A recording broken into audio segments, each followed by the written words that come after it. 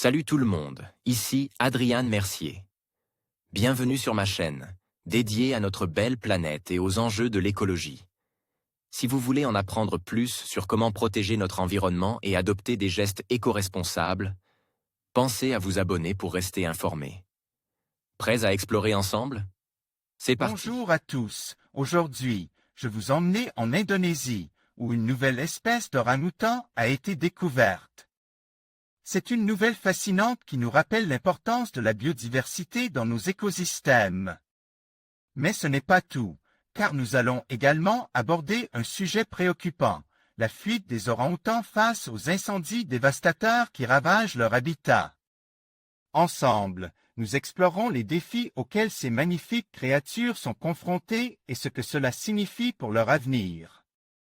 Restez avec moi pour en savoir plus sur cette situation critique et sur les efforts de conservation en cours. Une nouvelle espèce d'orang-outan a été découverte sur l'île de Sumatra, en Indonésie. C'est la première fois depuis 1929 qu'une nouvelle espèce de grand singe est identifiée.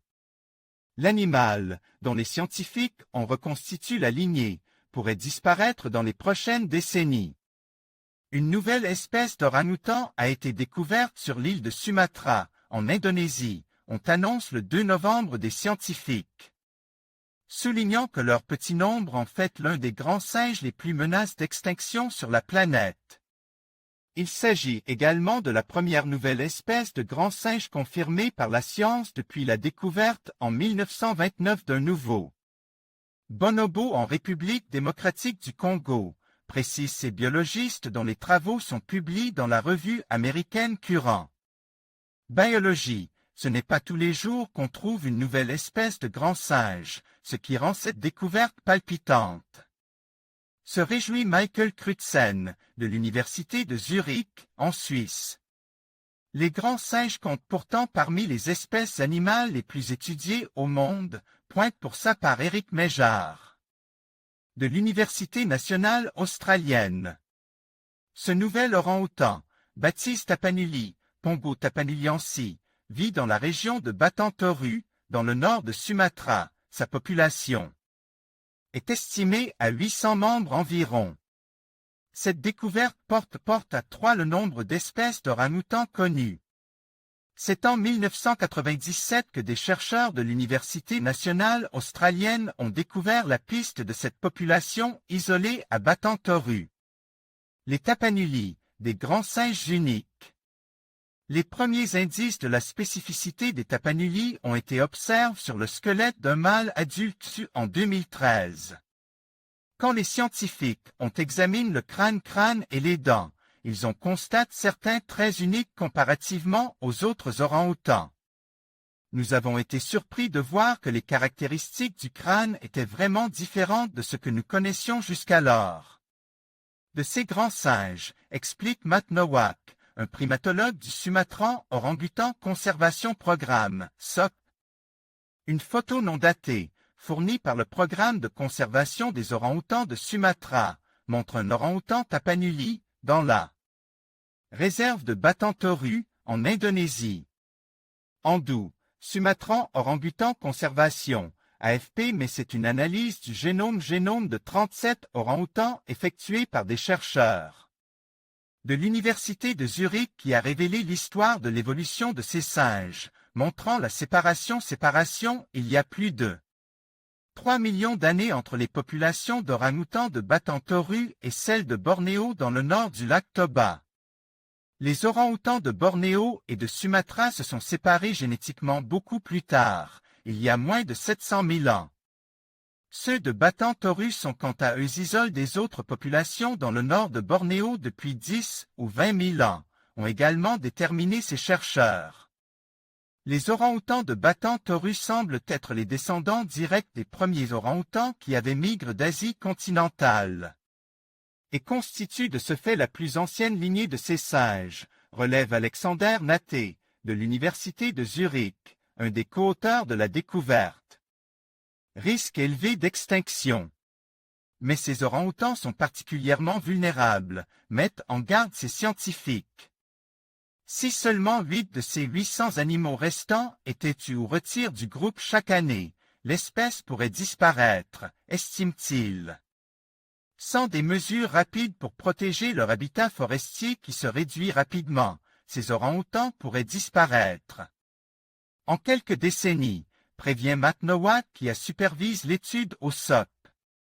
Selon des estimations officielles, la superficie des forêts, constituant le principal habitat de tous les orang-outans de Sumatra, a été réduite de 60% entre 1985 et 2007 en raison de l'exploitation forestière, des concessions minières et des plantations agricoles, l'huile de palme. L'habitat forestier des orang-outans Tapanuli se limite aujourd'hui à seulement 1000 km². Ces grands singes sont également victimes de la chasse illégale, qui a contribué à une réduction importante des populations des trois espèces. Les orang-outans mesurent en moyenne de 1,10 à 1,40 mètres pour un poids de 40 à 80 kg/kg. Ils peuvent vivre de 30 à 40 ans et se reproduisent difficilement, avec des naissances espacées de plusieurs années. La fuite des orang-outans face aux incendies en Indonésie.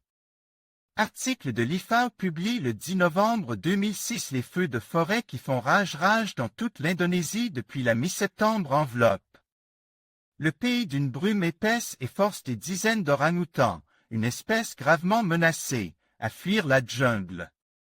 Une équipe de secouristes animaliers d'IFAO, Fonds international pour la protection des animaux, ainsi que la Borneo Orangutan Survival Foundation, BOSF, ont déjà soigné plus de 40 orang-outans pour des brûlures et des problèmes respiratoires. Sauvetage d'orang-outans en Indonésie dans le cadre des incendies 2006. IFAO M. Bush. Chaque année, des incendies sont provoqués en Indonésie pour libérer des terres occupées par la forêt à des fins agricoles avant que la saison des pluies ne commence en novembre. Cette année, les feux sont les pires de la décennie, du fait d'une sécheresse supérieure à la normale. Les tourbières, qui constituent une grande partie du territoire dans l'habitat forestier, couvant depuis des semaines et envoient un lourd voile de fumée à travers la région. Cette fumée suffocante s'est étendue jusqu'aux pays voisins, Singapour, Malaisie et Brunei. Les aéroports indonésiens ont été fermés et à Kalimantan, les automobilistes ont été obligés d'allumer leur code en pleine journée. Sauvetage d'orang-outans en Indonésie dans le cadre des incendies de 2006. IFAO, M. Bush. Les feux violents et l'épaisse fumée ont détruit l'habitat des orang-outans et les ont forcés à fuir la jungle brûlante. Quête de sécurité et de nourriture. Ils se réfugient souvent dans les palmeraies voisines, où ils sont accueillis à coups de bâton par les populations locales. IFAO est en Indonésie pour sauver les orang-outans et leur accorder des soins en les relogeant dans un habitat plus sûr. Il reste moins de 60 000 orang-outans dans la nature en Indonésie et IFAO estime qu'ils pourraient arriver au bord de l'extinction d'ici à 10 ans en raison de la destruction de leur habitat. Sauvetage d'orang-outans en Indonésie dans le cadre des incendies de 2006.